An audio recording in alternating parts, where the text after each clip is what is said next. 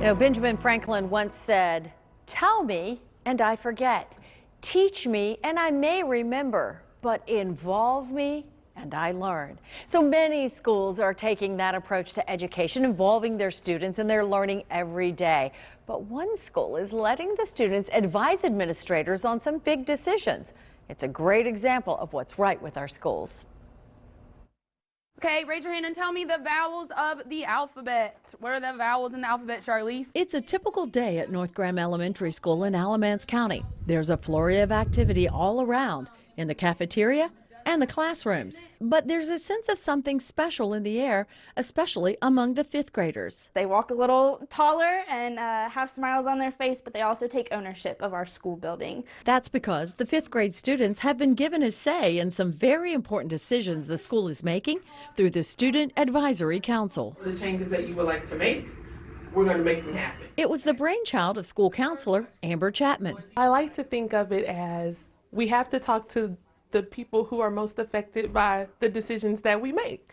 And at a school level, the kids are the ones who are most affected by the decisions that we make. So it's important to hear their voices and to let them know that we are listening to what they are saying and that their voices matter. The students have taken the assignment seriously and are already making suggestions for change. Nala Allen wants to see the number of clubs at the school grow. We want to have other clubs than just media and drama and stuff like that.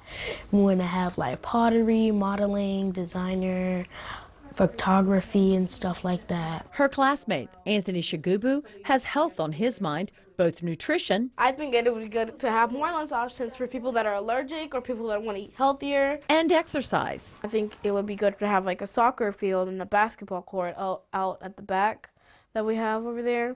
Because since there's 3 fifth grade classes, we have to rotate, and there's only 2 playgrounds that are accessible to us. Some of the suggestions have been eye-openers. We are on the admin side of things and making decisions for our students, but hearing them talk about, as fifth graders, they experience lunch last. They experience going to our student store last. And so kind of recognizing, wow, we always do things in an order of kindergarten, first grade, second grade, etc., and not even understanding from their perspective, they're always last in those things. And so being able to change our vantage point and make decisions in a way that our students all feel heard and understood and valued in the processes that we're doing here. It's valuable experience. I think that means to me a lot because that means that that's showing that we are responsible enough to take some of these very important things on with the school. So I think that's very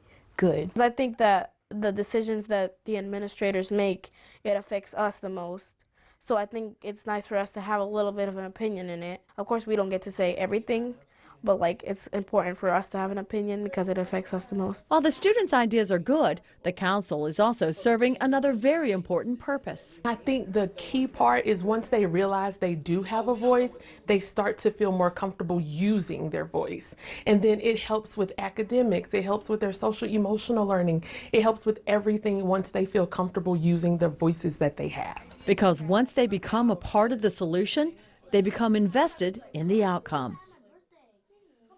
The Student Advisory Council rotates all the fifth graders who are a part of that group so that all the students have a chance to serve and share their ideas. They are currently helping the school with choosing the colors and equipment for a new playground, which is replacing the old one that was torn down.